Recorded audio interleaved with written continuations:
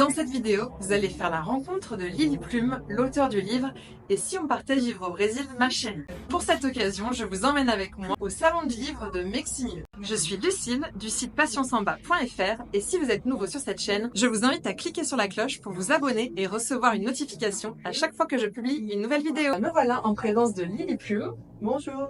Merci beaucoup de nous accorder ton précieux temps alors que tu es en plein salon du livre. J'aimerais commencer par une première question. Est-ce que tu pourrais nous expliquer un petit peu de quoi traite ton livre en quelques lignes? Alors mon livre, c'est l'histoire d'une famille d'expatriés qui part vivre au Brésil, tout simplement. Et la narratrice, c'est la femme d'expat, qui raconte à la première personne tout ce qu'elle vit au jour le jour, depuis la déclaration de son mari « Et si on partait vivre au Brésil, ma chérie ?» prononcée sur une terrasse avec sa fille en France, et tout ce qui s'est passé après, jusqu'à la première année au Brésil. Merci beaucoup. Maintenant, est-ce que tu pourrais te présenter en quelques lignes et nous dire qu'est-ce que tu fais dans la vie? Je suis donc une enseignante. J'ai quitté la France en 2013 pour aller vivre au Brésil, où je me suis mis en disponibilité de l'éducation nationale pour suivre mon mari à l'étranger. J'ai fait une fac de lettres modernes. J'ai enseigné pendant 17 ans dans la région lyonnaise. Et j'ai fait une pause de 10 ans pour écrire, publier ce premier livre et un deuxième. Et j'ai repris mon travail d'enseignante depuis septembre dernier.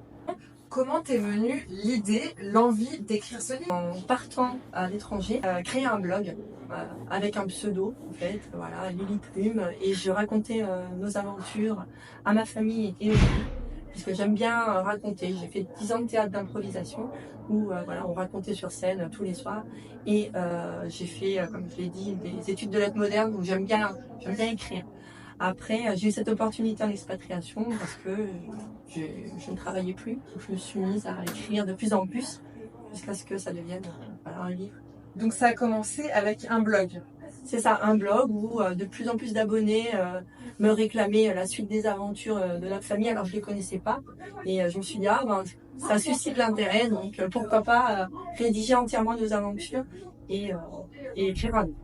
Pourquoi tu as choisi ce titre pour ton livre? Quelle est l'histoire derrière cette phrase? En fait, c'est la phrase d'où tout est parti. C'est mon mari qui m'a lancé un jour de but en blanc sur une terrasse. On était en train de boire un coup et si on partait vivre au Brésil, ma chérie. Et donc, ça a été le début de toute une aventure de 8 années de voyage, de découverte de l'Amérique latine. Fais part aux personnes qui regardent cette vidéo les émotions que tu as senties à ce moment-là lorsque ton mari t'a proposé de partir vivre au Brésil. Comment tu t'es sentie? Au départ, ça a été comme un choc parce que le but en blanc, sans explication, on va partir au Brésil. Parce que ça te dit, sur le coup, j'étais un peu déboussolée, mais au fond de moi-même, je savais que j'allais dire vraiment oui, parce qu'on avait envie à cette époque-là. Moi, ça faisait 15 ans que je travaillais. Mon mari aussi, de changer d'air, de vivre une aventure, c'était fait pour vous avez toujours aimé voyager en plus. Oui, on voyageait beaucoup, en vacances, mais pour le coup, même si c'était très stressant l'idée de tout quitter et de partir. Et avec un enfant en plus. Oui, j'avais un fils de 4 ans et on s'est dit, on va l'enlever de son école, de ses amis, de sa nourrice, mais allez, au fond, on savait qu'on allait dire oui et que c'était vraiment une super opportunité. Donc, on n'a pas hésité longtemps. Et donc, c'est vraiment toutes ces aventures que Lily Plume raconte dans ce livre. Lily Plume, quelle était l'image que tu avais du Brésil avant de partir vivre là-bas? L'image était finalement celle qu'on a de la télévision ou des documentaires, le carnaval, des gens qui dansent, qui sont joyeux, le soleil, la plage. J'avais des clichés en fait, j'avais pas trop d'idées plus détaillées. Je me voyais déjà à Copacabana avec mon bikini, ça c'est sûr, dans le cliché, mais voilà. Mais est-ce que ça te faisait peur quand même de partir au Brésil? Est-ce que tu avais peut-être entendu des choses un petit peu négatives sur la sécurité là-bas par exemple? Clairement, c'est les premières choses qu'on m'a dites. Mais tu es folle, tu pars dans un pays dangereux, les favelas, on va t'enlever ton fils. Les Brésiliennes vont s'arracher ton mari. J'ai tout entendu. Donc, les contrats d'expatriés, je savais aussi que c'était bien encadré. On nous avait aussi présenté la chose. On partait pas à l'aventure avec le couteau entre les dents. Est-ce que, donc, avant de partir au Brésil, tu étais quand même un peu familière avec la culture brésilienne, avec la gastronomie, avec la musique, la samba? En fait, pas tellement. Moi, j'étais plus le côté latino, salsa, tout ce qu'on a de l'Amérique latine hors Brésil. Le Brésil lui-même, alors pas en dehors de la samba, la nourriture, je n'avais pas trop d'idées non plus. La caipirinha, bien sûr, comme tout le monde. Parlons du carnaval de Rio, du coup, ou en tout cas du carnaval au Brésil. Tu as vécu cette expérience là-bas. Qu'est-ce que tu en as pensé? Alors moi, j'ai pas eu la chance de faire le carnaval de Rio, mais j'ai fait le carnaval de São Paulo, qui est tout aussi impressionnant. Enfin, on était au Sambodrome, donc c'est la grande allée qui voit défiler toutes les écoles de samba, et avec les gradins, toute la nuit. C'était magique, impressionnant. Et dès la première année, on s'est dit, il faut absolument qu'on participe l'année suivante, C'est quelque chose à faire, quoi. Exactement. Ouais. Mais on n'a pas eu la chance de le faire. Cela dit, ça reste quelque chose, l'apprentissage de la samba, avec tous ces costumes magnifiques, et c'est vraiment le rêve brésilien quand même, hein, de pouvoir le faire. Et alors, toi qui adores danser, Lily Plume, hein, tu es une danseuse de salsa passionnée. Est-ce que tu t'es un peu initiée à la samba là-bas? Alors malheureusement pas du tout. Donc c'est pour ça que je me dis que maintenant il va falloir que je commence avec toi. J'ai vaguement lors d'une soirée ou l'autre essayé, mais c'est épuisant. Bah, je trouve que c'est une danse qui demande vraiment un apprentissage. On peut pas s'improviser danseuse de salsa. Enfin, Oui. Donc j'ai peu dansé en fait au Brésil. C'est un peu passion parce que il y avait le forró et c'est encore autre chose. Oui, c'est une danse de couple, du coup le forró, originaire du nord-est du Brésil. C'est ça. Mais la samba, j'ai très peu pratiqué. Si tu veux parler un petit peu, Lily Plume, des illustrations. Alors en fait, j'ai eu la chance, le hasard de la vie a fait que j'ai rencontré Georgia Noël Wolinski, qui est la petite fille de Georges Wolinski, sur les réseaux sociaux à l'époque où j'avais encore mon blog.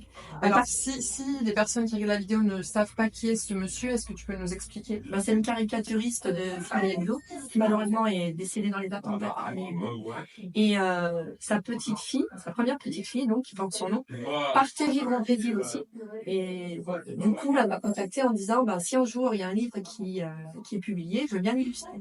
En parallèle, la boîte de mon mari a débloqué un budget de projet de femmes d'expat.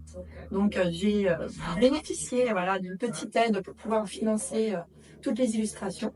Et on a travaillé donc ensemble sur toutes les illustrations du livre. Il y en a 13-14 qui sont vraiment très jolies. Qui montrent un peu tous les coins du Brésil qu'on a visités. C'est celle des favelas. Ah oui, c'est magnifique.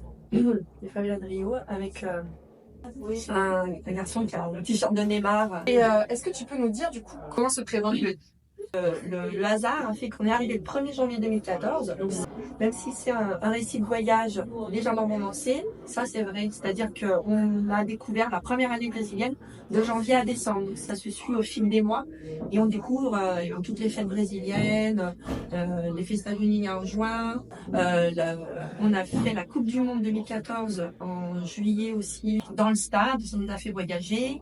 Là, septembre, octobre, tout le Brésil m'en parle. Donc, je vous recommande vraiment ce livre si vous voulez partir voyager au Brésil, si vous voulez vivre les aventures et puis les anecdotes de Lily Plume, et si vous voulez donc voyager aux côtés de cette famille de baroudeurs. Aussi, si vous souhaitez apprendre le portugais, ce livre est vraiment une super opportunité. Pourquoi? Parce que Lily Plume a mis en fait tout au fil du livre plein de petites expressions typiques brésiliennes avec les traductions et donc ça va vous permettre d'apprendre. Et la prononciation. Voilà. Le portugais du Brésil est loin d'être facile à prononcer quand on est français. Voilà. Donc je l'ai écrit phonétiquement pour qu'on puisse vraiment prononcer à la brésilienne tout le vocabulaire. Voilà, donc c'est vraiment un moyen super pour apprendre le portugais et surtout pour apprendre en fait des phrases de la vie de tous les jours, des phrases colloquiales aussi parfois. Petite anecdote, comment j'ai découvert le livre de Lily Plume. En fait, je rentrais d'un voyage, mon tout premier voyage au Brésil de 3 semaines, un voyage sac à dos. Et forcément, quand je suis rentrée, j'étais complètement déprimée. Donc je cherchais en fait tous les moyens de me plonger dans la culture brésilienne, dans le Brésil. J'écoutais de la musique brésilienne non-stop. Je regardais des films, des séries sur le Brésil. Et puis j'ai découvert son livre. Et sachez que je l'ai dévoré en quelques jours. Le livre m'a fait rire, mais aussi il m'a fait pleurer. Bref, il m'a chamboulé. Donc je vous le recommande vraiment. Il y a une sacrée dose de bonne humeur et de rigolade dans ce livre.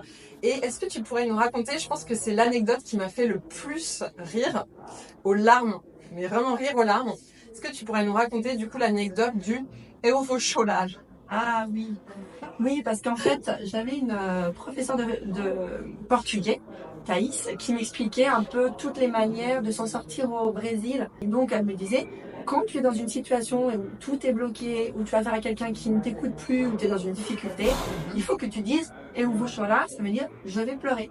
Parce que là, les Brésiliens ont une sensibilité tellement énorme que c'est des choses qui peuvent débloquer une situation parce que ils se sentent attendris finalement et si on s'énerve, ça ne marche pas, mais si on dit au chocolat, ça va marcher. Et je l'ai utilisé aussi pour un abonnement téléphonique, qui est une chose très difficile à avoir au Brésil, Oui. parce que tout prend du temps, les images administratives. Et un jour, je ne pouvais plus, mon numéro de téléphone avait changé pour la 15e fois, où ça ne fonctionnait toujours pas. Je suis arrivée dans l'agence et j'ai demandé le gérant. J'ai dit, et au chocolat, et d'un coup, tout s'est réglé. Donc voilà. Donc, c'est vraiment l'expression à garder. Retenez ça. Si vous partez au Brésil juste en voyage ou même pour aller défiler au carnaval de Rio quelques mois, passer quelques mois là-bas, si vous avez un pépin, retenez cette phrase et on vous chorar avec bien sûr la tête bien triste et ça va tout débloquer. Surtout jamais s'énerver ou agresser les gens, ça ne passe pas du tout. Et ça. C'est des gens sensibles et puis même de manière générale, ça arrive jamais à rien. Et au Brésil, encore moins. Tu es en plein salon du livre pour présenter ton deuxième livre. Ben oui, parce qu'après le Brésil, on a changé de pays. Mon mari m'a refait le coup. Et si on partait vivre au Mexique, ma chérie? Et on est parti au Mexique. Et donc, voilà, la suite des aventures de Lily Plume et sa famille. Et il est sorti en septembre dernier. Donc là, je fais des salons pour le présenter. Super. Et bien voilà, on arrive à la fin de cette interview. Lily Plume, vraiment, merci beaucoup merci à toi de nous avoir offert ton temps pour cette interview. S'il y a des personnes qui veulent acheter ton livre, déjà, comment est-ce qu'ils peuvent l'acheter? Où est-ce qu'ils peuvent le trouver? Alors, il y a différents moyens de l'avoir. Il y a certaines librairies qui sont un peu dans le Nord-Isère, là où j'habite. Il y a Amazon. Il y a différents formats, donc par exemple sur Amazon, il y a format e-book pour ceux qui souhaitent, sur Kindle. Oui. Et sinon, vous avez la possibilité en fait de trouver le livre en noir et blanc ou alors illustration en couleur. Et moi, je vous recommande vraiment cette édition parce que les illustrations sont absolument magnifiques. Et ben, merci beaucoup encore. Et puis, n'hésitez pas, voilà, si vous voulez plonger dans les aventures brésiliennes, voyager par la lecture,